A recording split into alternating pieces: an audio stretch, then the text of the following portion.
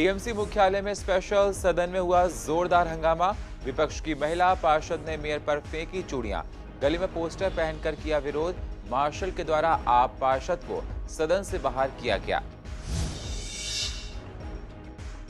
पूर्व दिल्ली में आज से खोले गए सभी स्कूल, 50% क्षमता के साथ खुले स्कूल। स्कूल खोलने से बच्चों में खुशी की लहर।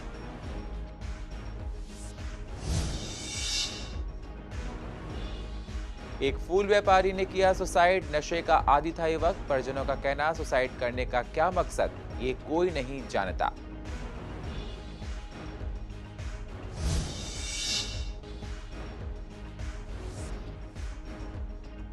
स्वामी दयानंद अस्पताल में डेंगू मरीजों की संख्या में आ रही है कमी।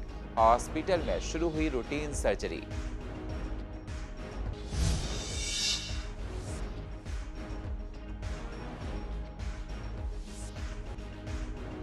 और शादरा में सड़क धंसने और पाइप लीकेज से आम जनता परेशान। जीटी रोड पर कभी भी हो सकता है हादसा। प्रशासन की देखी जा रही है लापरवाही।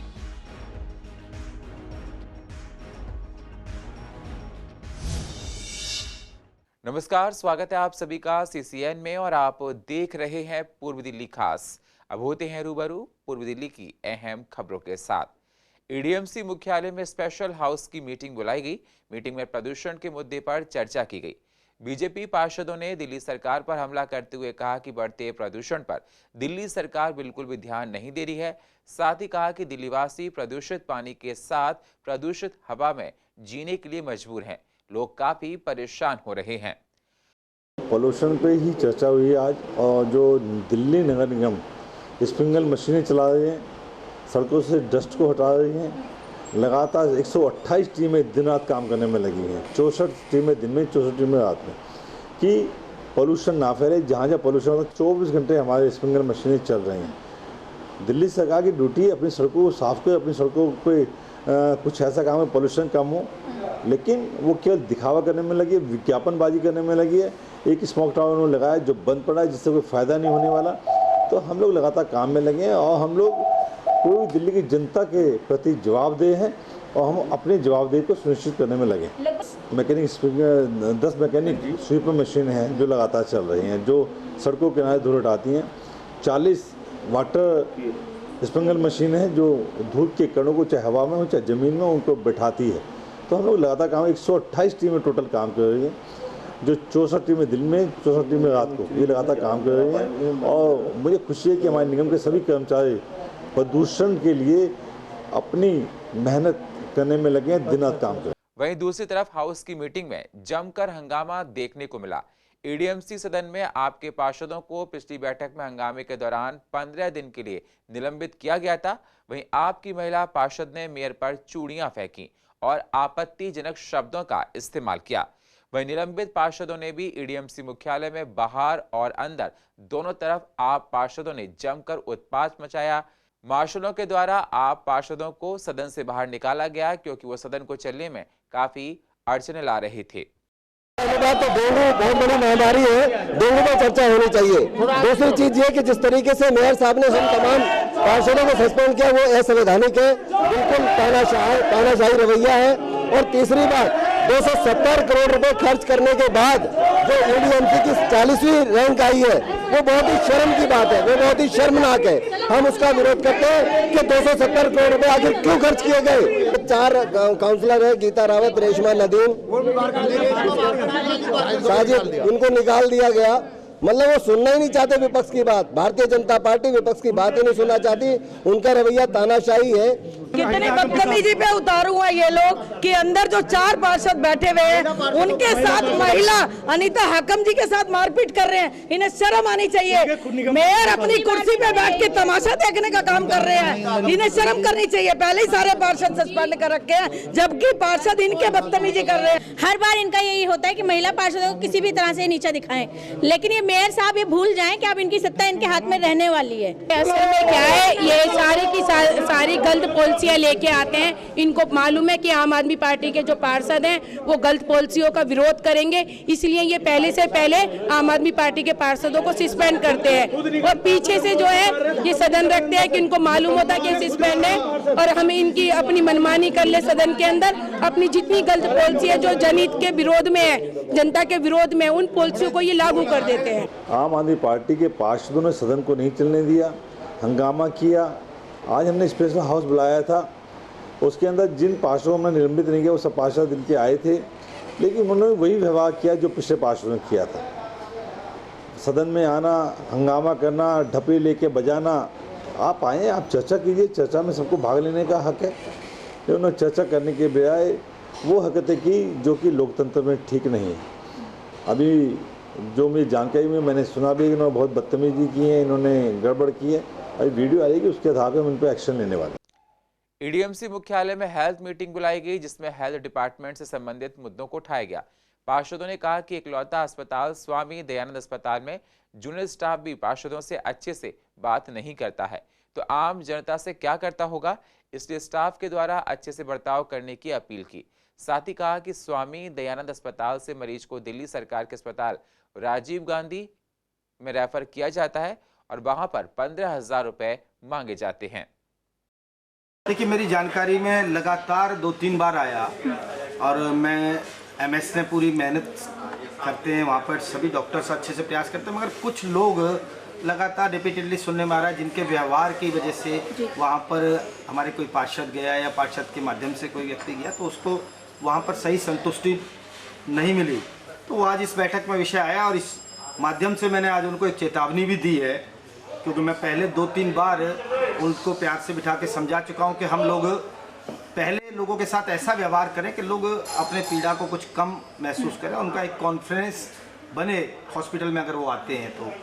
मगर 1-2 बार मुझे शिकायतें मिली और मैंने आज इस कमेटी के माध्यम से चेतावनी भी दी है और 2-3 लोगों के खिलाफ हम सख्त कार्रवाई करने भी जा रहे हैं। जो मेरे पास नाम आए उन पर इंक्वायरी करेंगे। प्रदूषण की वजह से स्कूलों और सरकारी दफ्तरों को बंद कर दिया गया था। हालांकि कुछ समय पहले ही सरकारी दफ्तरों को खोल दिया गया था और अब प्रदूषण में कोई कमी देखने को नहीं मिल रही है, लेकिन फिर भी सभी क्लासेस के लिए स्कूलों को 29 नवंबर से मतलब आज से खोल दिया गया है। स्कूलों को 50% अटेंडेंस के साथ खोला गया है। वहीं कुछ स्कूल को शिफ्ट में शुरू किया गया है, जिससे बच्चों को सोशल डिस्टेंसिंग में रखा जा सके। साथ ही बच्चों में स्कूल जाने से काफ़ी उत्साह नजर आ रहा है। रिस्पांस अच्छा ही रहा है, बहुत अच्छा तो नहीं कहूँगी मैं, बट काफ़ी पेरेंट्स ने करेज दिखाया है। इनफैक्ट इतना पॉल्यूशन लेवल हाई होने के बावजूद, और आज जो न्यूज़ में आया हुआ था कि नया वेरिएंट आ रहा है, बट पेरेंट्स ने जिन्होंने भेजा है तो I am very thankful to them कि एटलीस्ट उन्होंने बच्चों की पढ़ाई के लिए और स्कूल के लिए वो वैल्यू दिखाई है। So I would appreciate that, but response is fine and I believe आज 1-2 दिन में और इम्प्रूव ही होगा। बहुत अच्छा है। 2 शिफ्ट में स्कूल रन हो रहा है। फर्स्ट शिफ्ट ओवर हो चुकी है 8:30 to 11:15 और अभी दूसरी शिफ्ट हमारी चल रही है और अच्छा रिस्पांस है। फर्स्ट शिफ्ट में ज़्यादा अच्छे थे, थोड़ा सेकंड शिफ्ट में अभी मतलब ठीक है, but response is good for the first day. बढ़िया एक्सपीरियंस है, क्योंकि ऑफलाइन क्लासेस में बेटर हमें समझ में आता है, ऑनलाइन में तो अच्छे सही में नहीं आता है, क्योंकि कभी फ़ोन इशू हो सकता है, नेटवर्क इशू हो सकता है, तो ऑफलाइन इज़ बेटर। मैम काफ़ी अच्छा है, काफ़ी कुछ समझ में आ रहा है। ऑनलाइन से तो बेटर ही है, क्योंकि ऑनलाइन में नेटवर्क इशू होता है, कभी कभी मैम लाइट नहीं होती है, एटसेट्रा इशू होते हैं, फिर नहीं कर सकते हम, क्लास ज्वाइन नहीं कर सकते मैम, पढ़ाई का लॉस होता है उसमें। ऑफलाइन में सारे सबके साथ बैठ के अब कईयों के डाउट्स होते हैं, वो सब शेयर करते हैं, तो एक ज़्यादा समझ में आता है मैम। बहुत अच्छा लग रहा है कि स्कूल रीओपन हुए हैं, जितना भी ऑनलाइन में जितना भी लॉस हुआ था वो रिकवर हो रहा है धीरे धीरे।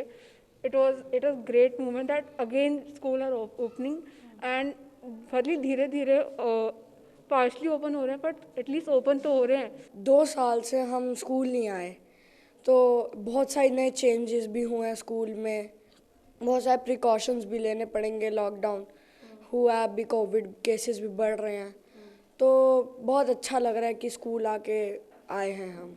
यमुना पार के उत्तर पूर्वी जिले से एक सुसाइड का ताज़ा मामला सामने आया है, जहां एक वह गाजीपुर फूल मंडी में फूलों का व्यापारी था, जिसका नाम रितेश और उम्र 37 साल थी। उसने अचानक आत्महत्या कर ली। वहीं परिवार वालों का कहना है कि दिनेश अपनी खुशहाल जिंदगी बिता रहा था। उसने सुसाइड क्यों किया ये कोई नहीं जानता है। वह शादीशुदा था और उसके 2 बच्चे भी हैं और दिनेश खुरेजी खास में रहता था। हालांकि परिजनों ने यह भी बताया कि दिनेश नशे का आदी था। ऐसा हो सकता है कि उसने नशे की हालत में ये कदम उठाया हो।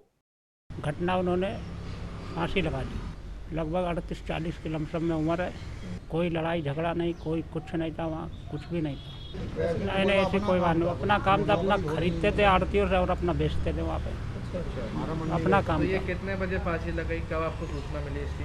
ये करीब मेरे पास 11:15 बजे फ़ोन पहुँचा। वहाँ उनके मकान मालिक थे और उसकी मैडम थी। उन्होंने कहाँ पे रहते हैं? एक खजूरी। अच्छा, किराए पे रहते हैं? हाँ जी, मकान मालिक भी थे उनके। पुलिस वाले भी वहाँ बैठे हुए थे, पुलिस वाले भी बैठे हुए थे वहाँ पे। मिट्टी मतलब जो है लटक रही। पूर्व दिल्ली के जाफराबाद इलाके से एक सुसाइड का मामला सामने आया है, जहां एक शख्स ने सुसाइड कर लिया। व्यक्ति का नाम बब्बन है और उम्र 40 साल बताई जा रही है। बब्बन काफी समय से काम को लेकर परेशान चल रहा था, जिसकी वजह से अपने घर के पंखे से लटक कर उसने फांसी लगा ली।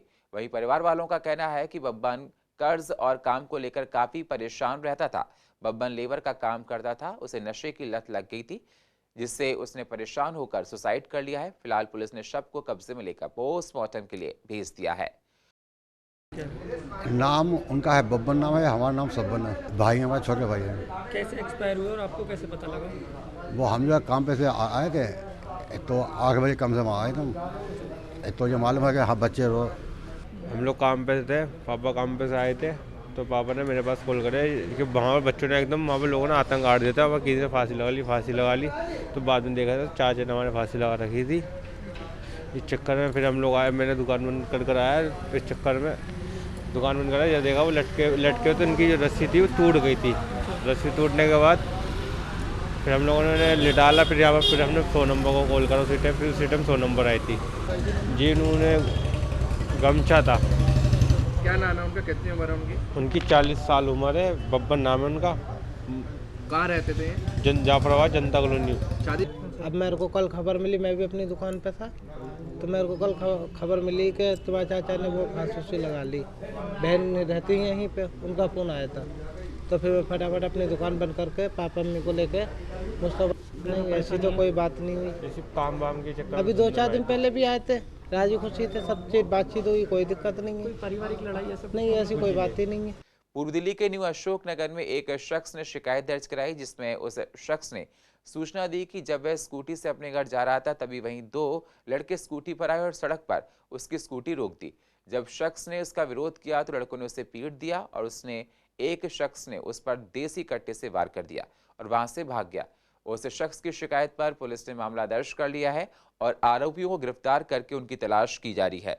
तो आरोपियों के पास एक जिंदा कारतूस की बरामद किया गया है, जिसे कब्जे में ले लिया गया है और आगे की जांच अभी भी की जा रही है। डेंगू के मामलों में लगातार इजाफे से डेंगू के मरीजों की संख्या बढ़ रही है। वहीं अब स्वामी दयानंद अस्पताल में डेंगू मरीजों की संख्या में कम देखे जा रहे हैं केसेस। हॉस्पिटल में अब डेंगू के कुल 47 मरीज हैं। डॉक्टर्स ने बताया है कि डेंगू के मरीज कम होते दिख रहे हैं। हॉस्पिटल में अब पहले की तरह कामकाज शुरू कर दिया गया है। हॉस्पिटल में अब रूटीन सर्जरी भी चालू कर दी गई है। वहीं डॉक्टर्स के मुताबिक अब हॉस्पिटल की ओपीडी में भी डेंगू से पीड़ित मरीजों की संख्या में अच्छी खासी गिरावट देखने को मिल रही है। डेंगू पहले के मुकाबले काफ़ी कम हुआ है। आज की स्थिति में 47 मरीज अपने पास में हैं और इमरजेंसी में आने वाले मरीजों की संख्या में भी थोड़ी सी कमी आई है। हम लोगों ने, क्योंकि कोविड बीच में एक बार जिस टाइम पे ये डेंगू हुआ, तो उस टाइम पे जो वार्ड्स वगैरह थे वो वहाँ पे यूज़ हुए हैं। तो अब हमने अपनी तैयारी आज से ही शुरू कर दी है और मैं समझता हूँ कि आने वाले 1-2 दिन के अंदर हम फिर से कोविड को लेके अपने यहाँ की जितनी तैयारियाँ हैं वो कंप्लीट कर लेंगे। आज से जो सामान्य सर्जरी थी, अब आज से हॉस्पिटल जैसा रूटीन में चला करता था, सारी चीज़ें बिल्कुल नॉर्मल हो चुकी हैं। सब कुछ पहले की तरह ही चलने लगा। एक बार फिर से प्रशासन की लापरवाही सामने आई है। जीटी रोड शादरा की सबसे व्यस्त सड़कों में शुमार है। आए दिन सड़क धंसने के या फिर पाइपलाइन लीकेज के मामले सामने आते हैं। फिलहाल बात करें शादरा के केशव चौक की, तो वहां पिछले कई दिनों से पानी की पाइपलाइन की लीकेज की वजह से सड़क पर पानी फैला रहता है, जिससे आने जाने वाले लोगों को तमाम तरह की परेशानियां हर रोज उठानी पड़ती है। साथ ही जगह जगह गड्ढे हो गए हैं, जिससे आए दिन हादसे होने का खतरा बना रहता है। वहीं सरकार की लापरवाही साफ तौर पर देखी जा सकती है।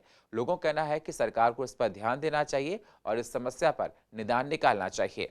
प्रॉब्लम जी यही है कि सड़क खुदी हुई है, दिक्कतें होती है यहाँ पे। नहीं, अभी तक तो ऐसा कुछ नहीं हुआ। हादसा होने का डर रहता है? हाँ, ऐसा हो सकता है अगर बनाया नहीं गया तो। मैम यहाँ पे बहुत ज़्यादा परेशानी हो रही है, आज से नहीं, ये काफ़ी दिन से। यहाँ से आगे एक बार एक आदमी गिर गया था, उसका पैर फ्रैक्चर हो गया था, थोड़ा सा आगे यूनियन बैंक के आसपास। उसके बाद भी सरकार इधर ध्यान नहीं देती है। विधायक कहता है कि आम आदमी करेगा और आम आदमी कहता है कि बीजेपी करेगी। समस्या हमें है, और ये अभी नहीं, अभी ये चेपीसी लगा के चले जाएंगे, फिर 15 दिन बाद फिर ऐसी हो जाएगा। पर जिसके इलाके में आता है ना, विधायक का विधायक पे कार्रवाई हो, पार्षद के इलाके में आता है पार्षद पे कार्रवाई हो। ये ज़रूरी नहीं है कि उसने कर दिया इसने कर दिया। प्रॉब्लम तो हमारी है, गाड़ी गड्ढे में आती, गाड़ी कितनी ख़राब होती है, आए चल दिया, देख लिया, चेपी लगाई, चल दिया, फिर 15 दिन बाद आए चल दिए।